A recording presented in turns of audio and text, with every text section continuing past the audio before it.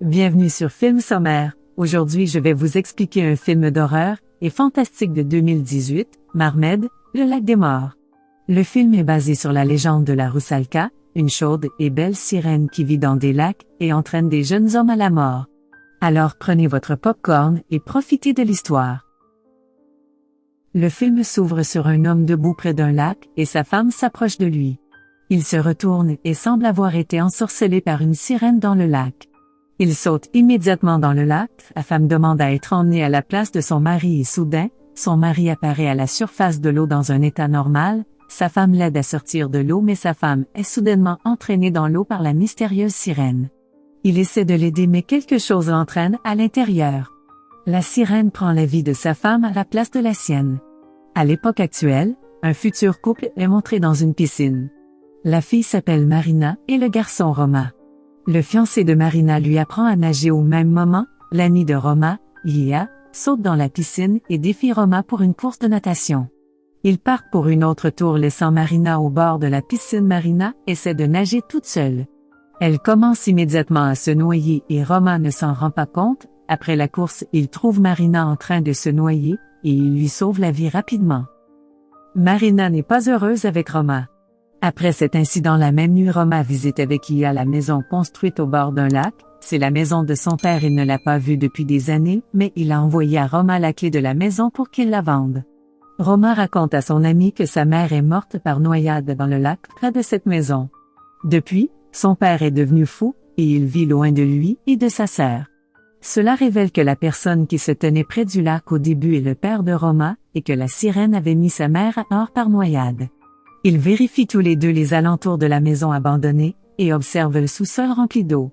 Ils pensent évidemment qu'il a dû y avoir une inondation. Yia a organisé un enterrement de vie de garçon pour Roma, car il est sur le point de se marier avec Marina. Il n'est pas de bonne humeur pour cela et part. Il s'assied au bord du même lac, et appelle Marina, mais elle est occupée à faire des travaux.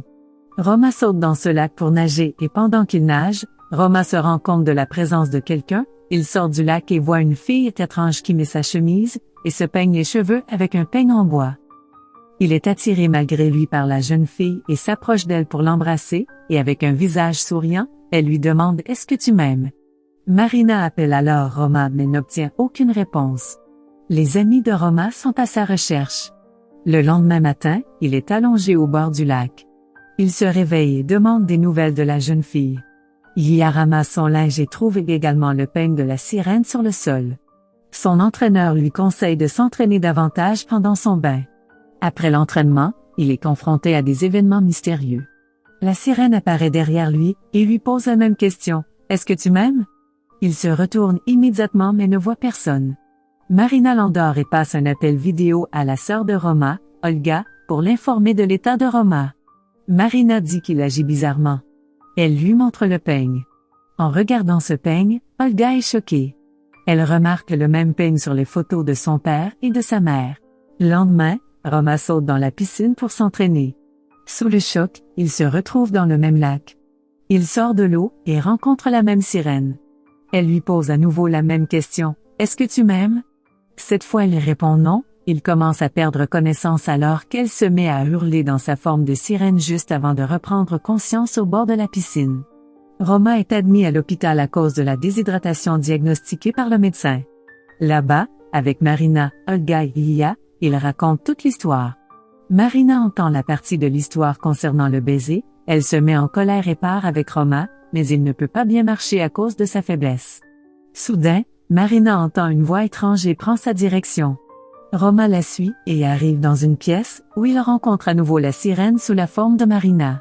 La porte est fermée à clé avant que Marina n'arrive, la sirène est sur le point d'attaquer Roma jusqu'à ce qu'il y fasse irruption. Olga comprend tout en remarquant tout ce qui se passe, elle va voir son père.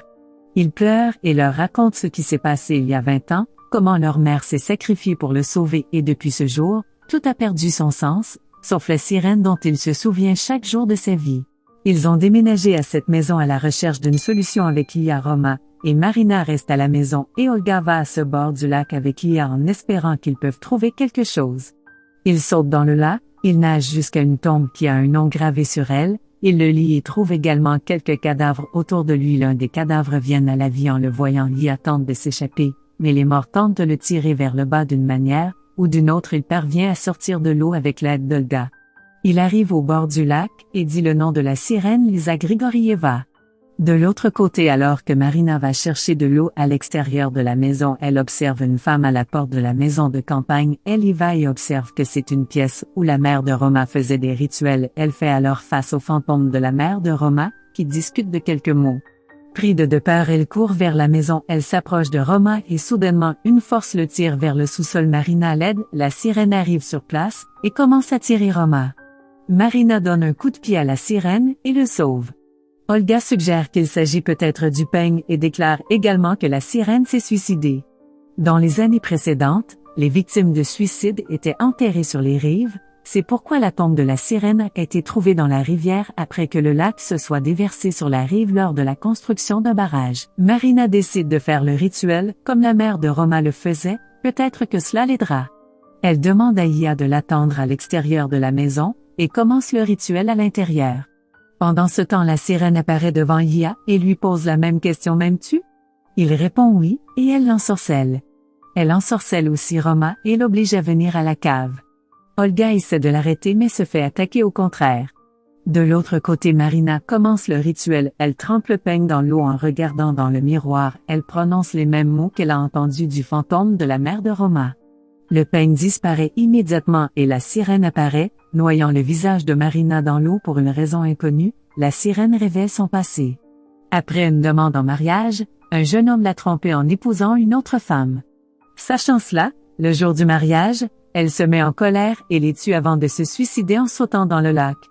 Roma revient à la raison après avoir été ensorcelé et court jusqu'au cottage, où il s'introduit lorsque la sirène se transforme en plusieurs Marinas, et chacune d'elles demande « M'aimes-tu » Il est capable de reconnaître la vraie Marina et lui exprime son amour en faisant cela. Toute la sorcellerie semble être terminée, tout semble normal. Le lendemain matin, Ia est toujours ensorcelée par la sirène. Acceptant son amour, il se déplace à la cave. Roma le trouve flottant sur l'eau, et puis la sirène prend Ia avec elle.